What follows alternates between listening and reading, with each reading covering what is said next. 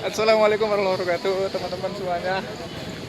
Ini kita masih melanjutkan perjalanan sekarang menuju ke Keraton Kasepuhan Cirebon. Di sana ada teman-teman saya tuh yang sedang berjalan kaki. Ikuti terus video ini sampai selesai.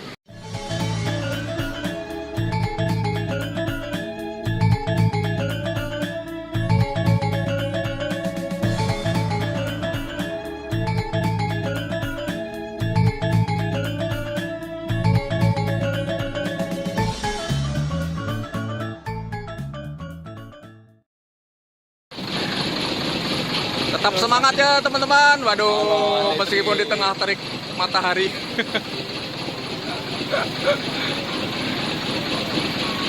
Woi, ini dia kayak ini orang Jepang nih. Woi, Pak Agung siap.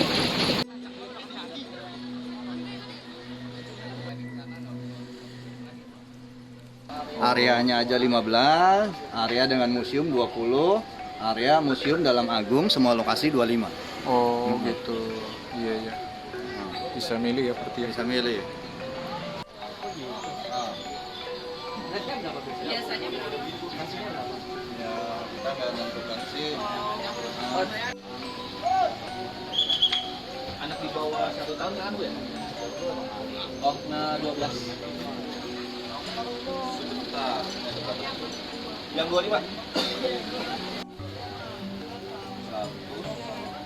Lebih. Kan tadi ada yang Iya, Bapak.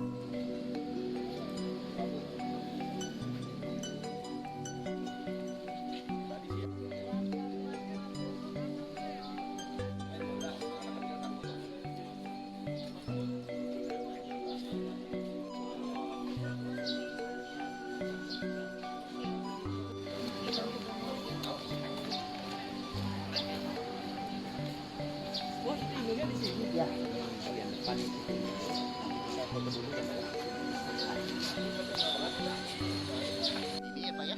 Nah ini nanti saya kasih keterangan di dalam Pak. Oh iya, boleh, boleh, boleh. Yang bikin laporan siapa nih nanti? Ibu-ibu. Kamu nanti harus menulis banyak. Nanti kita duduk dulu di sini untuk penjelasan. Oh iya, boleh, boleh. dapat ini welcome drink. Ada lagi. Mangga. Dan teteh. Baik nanti saya kasih keterangan. Baik Bismillahirrahmanirrahim. Assalamualaikum warahmatullahi wabarakatuh.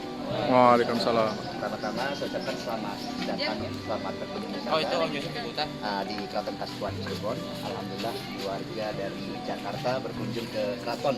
Terlebih dahulu sebelumnya perkenalkan nama saya Teh Briga. Salam silaturahmi ya Teh ya dari saya. Mohon izin ingin berbagi tentang sejarah keratonnya.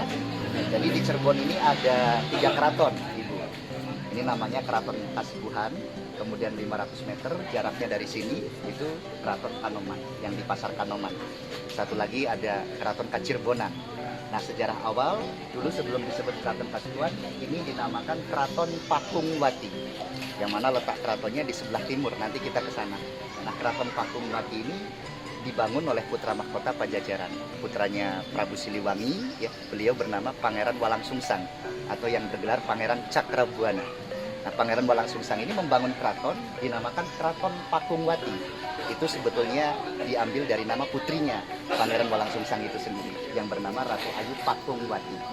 Saking sayangnya ayahandanya kepada putrinya itu sehingga namanya itu diabadikan menjadi nama sebuah keraton.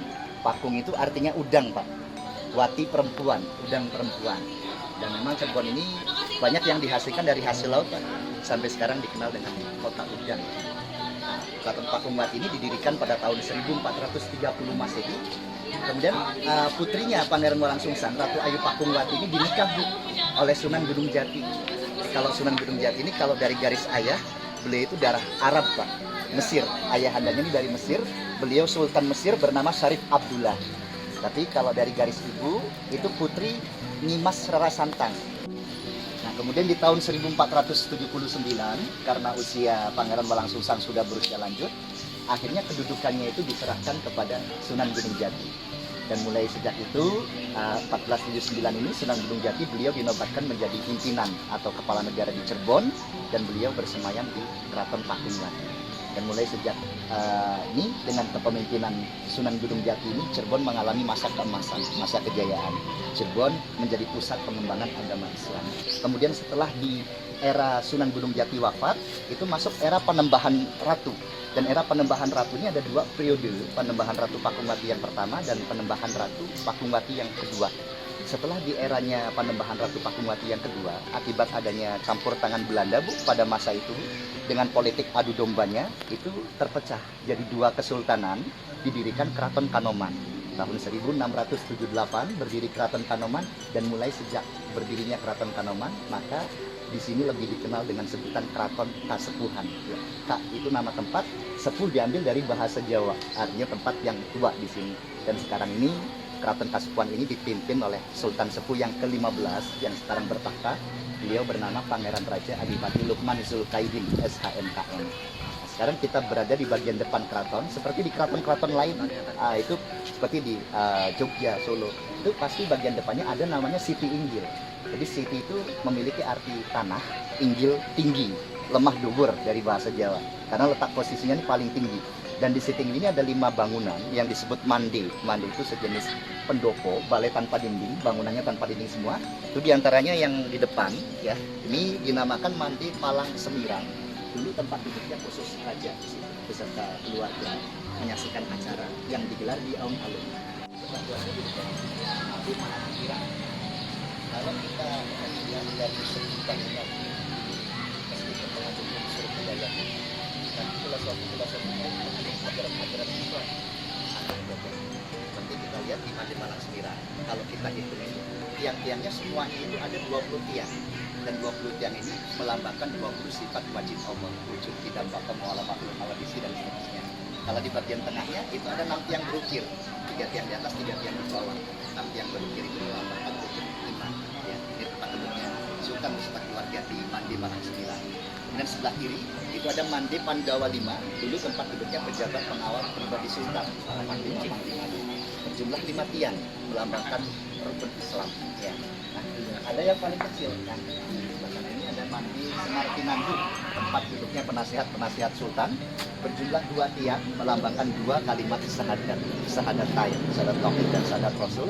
Dan yang kita duduk sekarang ini Mande Pengiring atau Mande Pelinggihan, dulu tempat duduknya para pengiring-pengiring raja di sini. Jumlah tiangnya ada 8 tiang, melambangkan 8 penjuru arah mata angin. Dan satu lagi itu di sebelah sana Mande Karsemen. Karsemen artinya kesenian. Di situ tempat dimainkannya gamelan. Nama gamelannya gamelan sekaten. Dan usia gamelannya ini kurang lebih 600 tahunan. Itu masih ada disimpan di museum dan masih dimainkan kan di Mande Karsemen itu setahun 2 kali, pada saat Idul Fitri dan Idul Adha. Setelah pelaksanaan sholat Id itu dimainkan gamelan sekaten di Mande Karsemen. Jadi sebetulnya nama gamelan sekaten ini ya asal kata sekaten itu kan dari syahadat kain itu sendiri, 2 kalimat syahadat. Karena dulu untuk nonton gamelan itu bayarnya nggak pakai uang, cukup mengucapkan 2 kalimat syahadat. Jadi dulu syiarnya itu melalui media seperti kesenian gitu, melalui relung-relung budaya juga, sehingga bisa berkembang sampai sekarang ini. Nah ini untuk Siti Inggil, bangunannya ini dibuat pada tahun 1529 Masehi, 1529. Tapi keraton awal, Keraton Pakumbati itu 1430 Masehi. Nah di 1529 Sunan Gunung Jati beserta keturunannya itu memperlebar wilayah keratonnya itu ke arah barat daya, termasuk istana sampai ke sini juga, seperti itu. Baik, sebelum dilanjut ke dalam barangkali ada yang ingin ditanyakan dulu, atau kita sambil jalan aja kan? Sambil jalan aja ya, baik, yuk. Ini itu sudah lama, jadi memang bata-bata masih asli gitu ya. Dan tiang-tiang juga ini masih asli, yang sudah menghalangi tembok di bagian atasnya, tapi nggak menghilangkan bentuk aslinya.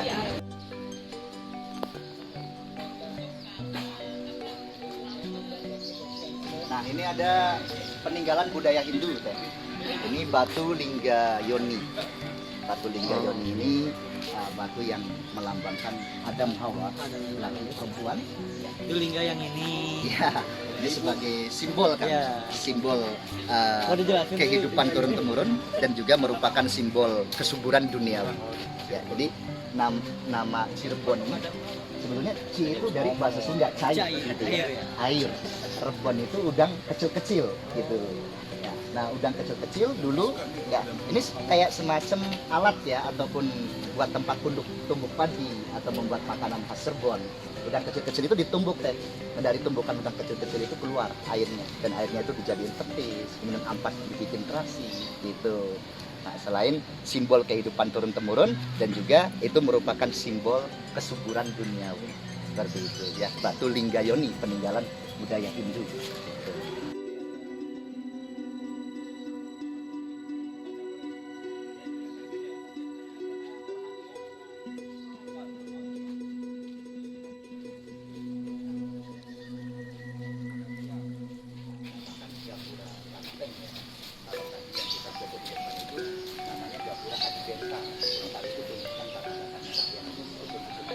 Dan ini tidak pakai semen yang ini.